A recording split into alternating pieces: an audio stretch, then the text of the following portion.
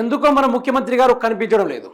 గత కొన్ని నెలల నుంచి ఎందుకో రేవంత్ రెడ్డి గారు మానసికంగా క్షోభతోటి గురైపోయి ఏం చేయాలో అర్థం కాక తెలంగాణను వీడి ఇతర రాష్ట్రాల్లో అతను సేద తీరుతున్నట్టుగా తెలిసిపోతుంది. అయితే ఎందుకని తెలంగాణ రాష్ట్రం నుంచి వీడిపోయిండు, ఎందుకు తెలంగాణ రాష్ట్రం నుంచి వెళ్ళిపోతా ఉన్నాడు, మాట్లాడితే ఎందుకు ఢిల్లీకి వెళ్ళిపోతా ఉన్నాడు? ఏ మంత్రులకు లేని పని రేవంత్ రెడ్డి గారికి ఏం పని ఉంది అక్కడ? ఏ సీఎంలకు లేని పని రేవంత్ రెడ్డి గారికి ఎందుకుంది? పక్క రాష్ట్రంలో కూడా కాంగ్రెస్ పార్టీ అధికారంలో ఉంది, వాళ్ళ సీఎం కూడా ఎన్నిసార్లు ఢిల్లీకి పోలేదు. కానీ మన ముఖ్యమంత్రి రేవంత్ రెడ్డి ఎందుకు ఢిల్లీకి పోతా ఉన్నాడు? మరి మాట్లాడితే ఢిల్లీకి పోతా ఉన్నాడు.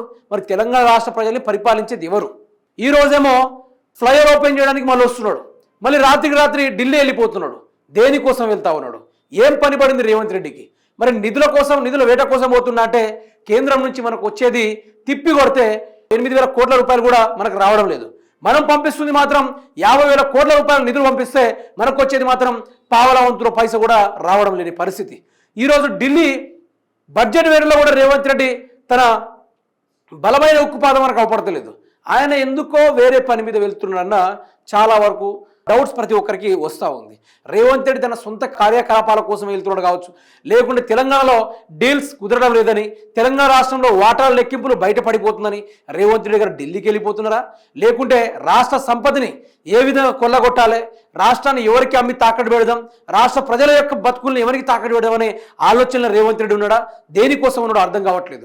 68 సార్లు ఢిల్లీకి పోయినట్టే దాదాపు అక్షరాల 10,000 కోట్ల రూపాయల పైనే ఊహించుకోవచ్చు. ఈ డబ్బులన్నీ ఎడిపోతా ఉన్నాయి, ఎవరికి ఇస్తా ఉన్నారు? దేనికోసం? ఎక్కడైనా కంపెనీలు పెడతా ఉన్నారా, లేకుంటే అప్పులు తీరుస్తా ఉన్నారా, లేకుంటే యువతకు ఉద్యోగాలు ఇచ్చిర్రా, లేకుంటే గ్యారెంటీలు అమలు చేసిర్రా అనేది చాలా వరకు డౌట్ వస్తూ ఉంది. రేవంత్ రెడ్డి ఇప్పుడు కేసీఆర్ గారు గతంలో 10 ఏళ్ళు పరిపాలించారు, ఆయన ఢిల్లీకి ఎక్కడ పోలే. ఆయనకు ఢిల్లీ పోదలిస్తే అతని దగ్గరలో ఉన్న మేధావులను పంపించి ఢిల్లీలో యొక్క సమస్యని సాల్వ్ చేసి వచ్చేది. కేసీఆర్ గారు పార్టీలు పెట్టడానికి ఇతర రాష్ట్రాలకు వెళ్ళింది తప్ప ఏ ఒక్క విషయంలో కూడా మాట్లాడితే ఢిల్లీకి ఎక్కడ పోలే. ఆయన ఢిల్లీకి మాట్లాడితే ఊరికి పోలే. ఆయన పదే ఢిల్లీ కోసం ప్రదక్షిణాలు చేయలే, ఎవరి కాలు మొక్కలే. కేసీఆర్ గారి మాట ఇప్పుడు గుర్తొస్తా ఉంది. మా మీద ఎవరు బాసులు ఉండడు, మాకు మేమే బాసులం, మేము అనుకున్నదే చేస్తాం.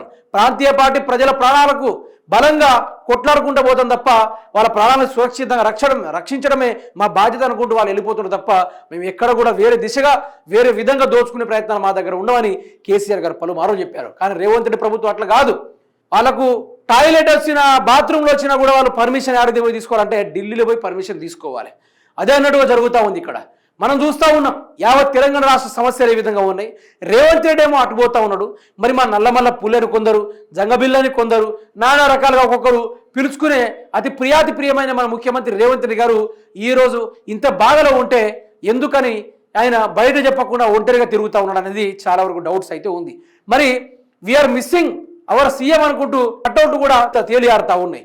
రేవంత్ రెడ్డి మాట్లాడితేమో ఢిల్లీకి పారిపోతా ఉన్నాడు తప్ప తెలంగాణ ప్రజలు సమస్యల్ని కూడా పట్టించుకుంటలేడు. మళ్ళీ మైక్ దొరికితే బీఆర్ఎస్ ప్రభుత్వాన్ని కేసీఆర్ తిట్టుడు మొదలు పెట్టేస్తున్నాడు తప్ప ఈ 6 గ్యారెంటీలు ముచ్చాడు గాలికి వదిలేసిండు. 420 హామీలు అసలు ఉన్నాయో లేదో దాన్ని నిమజ్జనం చేసిండో కూడా తెలియని పరిస్థితిలో ఈరోజు ప్రజలు ఆగమాగమవుతా ఉన్నారు. రాష్ట్ర వ్యవస్థ మొత్తం కొల్లగొట్టేందుకు దొంగ లెక్క, దోపిడీదారు లెక్క తయారవుతున్న ఈ కాంగ్రెస్ పార్టీకి బుద్ధి చెప్పడానికి ఏదో ఒక రోజు ఓ మంచి పార్టీకి పబ్బం కట్టబోతున్నాం అనుకుంటూ ప్రజలు కూడా వార్నింగ్ చూస్తూ ఉంటే రేవంత్ రెడ్డి పదవిని ఊడబీకిస్తున్నారేమో అనే డౌట్స్ కూడా వస్తూ ఉన్నాయి.